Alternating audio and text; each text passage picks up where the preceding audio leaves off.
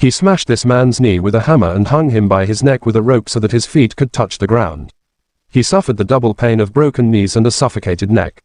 Then, he took out a chain and beat him over and over again. No matter whether the long-haired man threatened or begged for mercy, the man never stopped. Finally, he was knocked unconscious, but this dude could not dispel the man's anger. The chain pumped more fiercely. He even wanted to pull the chain into the body. What kind of hatred could make him do such a cruel thing? The man was originally a doctor who saved lives. Not only did he have a successful career and a happy life, but he also had a lovely daughter. Unexpectedly, there was an unfortunate accident one day. His daughter suddenly disappeared. With the help of the police, he soon found his daughter, but the lovely girl had already turned into a corpse, her bottom dripping with blood, her underwear pulled down to her feet. How cruel is the killer to do such a terrible thing to an 8-year-old girl? This sudden event dealt the doctor a huge blow. His heart was instantly plunged into unparalleled darkness. The police soon found the murderer.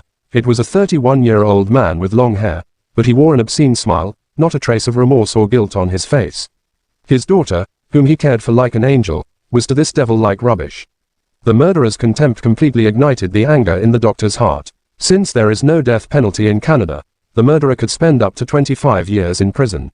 Although the law can recognize evil and eliminate it, it could not bring a moment of peace. He thought this punishment was not enough, so he started his revenge alone. Without his wife, he found an abandoned cabin in the woods, clearing out debris to make way for a warehouse. Then he found an experienced craftsman to install a lift kit. To keep the craftsman quiet, he gave him $10,000 a day and asked him to keep it a secret. On the day the police were to escort the murderer to court for trial, the doctor went into action. The escort car seemed to be drunk. It began to sway from side to side and soon stopped at the roadside. The driver passed out inexplicably. The doctor immediately showed his head and said he could help with first aid while his colleagues were helping the driver out of the car. The doctor secretly got into it. The murderer was quickly taken away. After driving to a hidden place, the doctor stopped before he knew what was going on and was stunned by anesthetics. The doctor put him into another car. They left the scene unnoticed. After coming to, the doctor stripped him of his clothes, locked his hands with material cuffs, and hoisted him up with a lifting device. For the next 7 days, he decided to inflict maximum physical pain on him and finally kill him.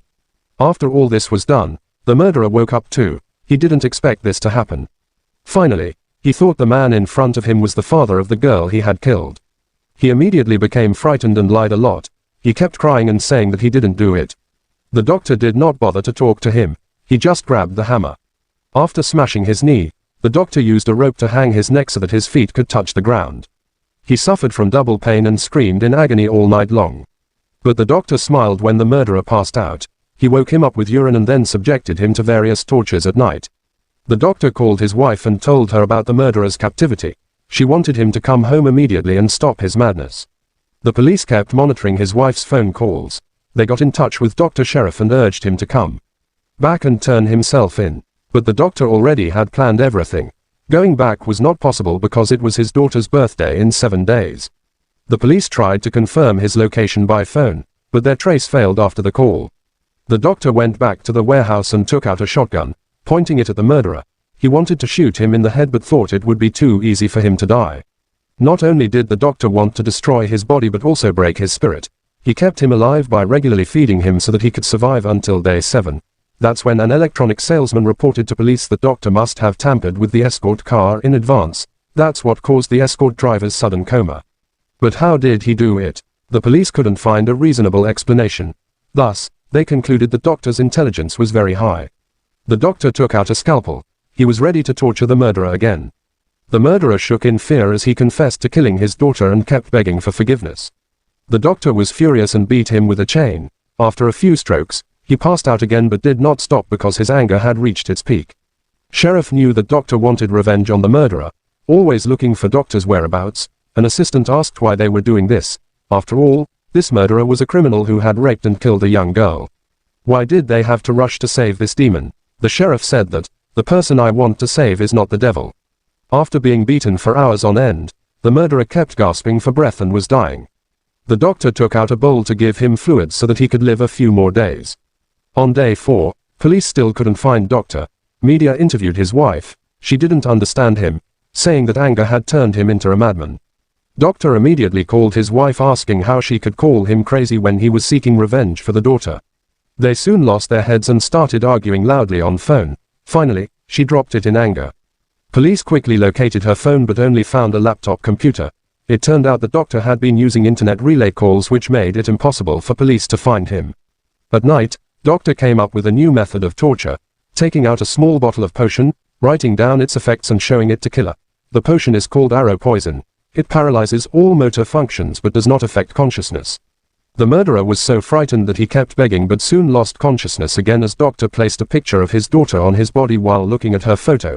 He cut open her body with scalpel, taking out her organs from stomach, boiling them into soup, then throwing it as food for murderer. The murderer was tortured by this ordeal. He revealed that he'd killed several girls but claimed Doctor's daughter was best. He even detailed how he'd killed her, trying to provoke Doctor into killing him as soon as possible. Angry now more than ever before, Doctor grabbed murderer by neck, wanting kill demon right now, avenge daughter's death. But sanity made Doctor let go, because while inflicting pain upon enemy, he's also like living hell himself. A man who saved lives turned into one who murders. A double condemnation. Morality conscience may stick her painful ordeal at night. Doctor went supermarket. The cashier recognized him, but instead of calling police, said at checkout, "I know you. I support you." Confused, now encouraged back, Doctor took scalpel, cutting killer's organs. When media interviewed other victim families, they expressed support, even wanting Doctor to be more ruthless, but the mother of one victim opposed, saying what Doctor did was pointless, forgetting horrible events. Doctor immediately went to the woman's house, knocked her out with anesthetic, taking her back to the cabin, dragging her toward the murderer, forcing her to look at the demon who killed the daughter, then putting a hammer into her hand, forcing her to punish the killer and avenge. But the woman, frightened, fell to the ground, locked in a warehouse with the murderer. She was made to remember the heinous crime the killer committed against her daughter. After a few hours of confinement, he let her out, but the woman's mind hadn't changed. She just wanted to forget about it as soon as possible, saying every time you torture, you are killing your daughter. She's crazy, facing the enemy, choosing to forget and blaming Doctor's behavior, a clear sign of cowardice and incompetence. Seeing her persistent stubbornness, he let go, taking a shotgun ready to kill the murderer. But in the painful struggle, although brutal revenge didn't feel pleasurable, it instead became a more painful condemnation of conscience and deeper doubt about whether what was done was right or wrong. On the 7th day, he woke up from a coma, still hesitant in a trance. He saw his dead daughter, bruised and emaciated, with deep rope strangulation marks on her hands. Carefully wiping the wounds with blood on his hands kept flowing down, he was devastated and couldn't help but cry. Today was his daughter's birthday, also the day he planned to kill the murderer. But he didn't complete his plan. Instead, he opened the shackles, letting the murderer go, kind-hearted and still unable to bear the condemnation of his conscience. Finally, he voluntarily surrendered to the police. This is the end of the story.